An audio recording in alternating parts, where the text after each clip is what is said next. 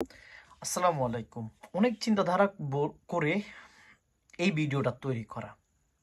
Doctor Yunus সাহেব ৫ বছর ক্ষমতায় থাকবেন কি থাকবেন না, কেনই বা থাকবেন, কি এমনটা লাভ হবে থাকলে, পৃথিবী কোন দিকে চলে যাবে, বাংলাদেশ কি ডক্টর মোহাম্মদ ইউনূস সাহেব থাকলে কি অনেক উপরে চলে যাবে কিনা, বাকি বাংলাদেশ কি আমেরিকা হয়ে যাবে, নাকি বাংলাদেশ নষ্ট হয়ে যাবে, নাকি বঙ্গোপসাগরের ভিতরে বাংলাদেশকে ধুয়ে ফেলা হবে, এরকম অনেক জল্পনা কল্পনা যাদের আছে তাদেরকে একটা সহজ কথা উত্তর দেয়।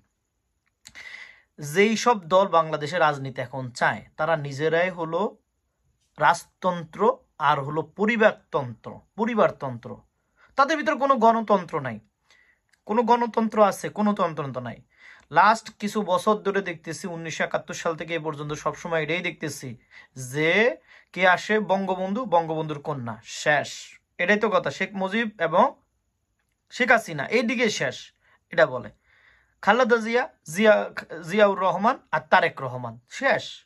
এই ৩ জনে দেখছি, তারপরে হেদের ছেলে সন্তান আইব। তাহলে আমরা কি ধৈঞ্চা ভাই? আমরা কি ধৈঞ্চা?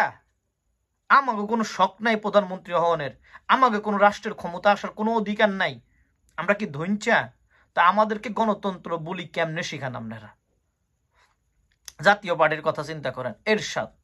এরশাদের পর গেছে এরশাদের বউর পর আইছে এরশাদের ভাই। এগো ভিতরে রয়েছে গণতন্ত্র, আসেনি এগো ভিতরে? জামাতের আমির, এই শুধু জামাতের ভিতরেই পরিবারতন্ত্রটা নাই, পরিবারতন্ত্রটা এই জামাতের ভিতরে নাই। সো এই জায়গাটা একটু মোটামুটি রিলায়েবল জায়গা আছে, তারপরে এদের সংস্কার দরকার আছে। এখন আমার মূল উদ্দেশ্য হইল ডক্টর মোহাম্মদ ইউনূস সাহেবকে যারা অনির্বাচিত সরকার বলে, অনির্বাচিত সরকার হিসেবে তারা আখ্যায়িত দেয়, তাদেরকে আমার একটা প্রশ্ন, এত বছর নির্বাচিত সরকার থাকে কি লাভটা হয়েছে?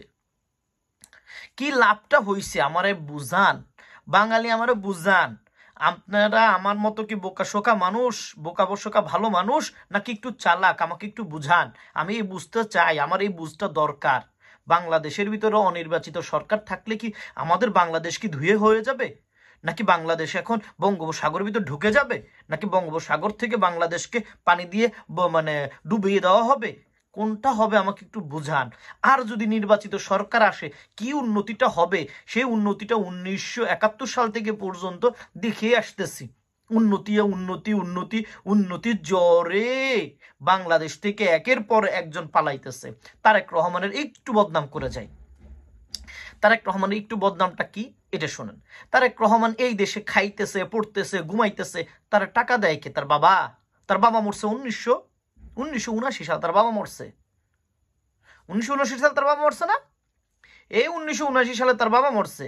এইখান থেকে এই পর্যন্ত খালেদা জিয়া ছিল 2 ট্রামে মানে ক্ষমতায়।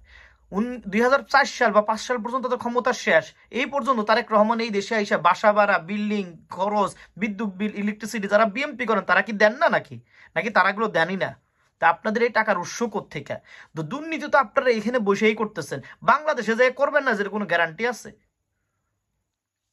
আসসালামু আলাইকুম।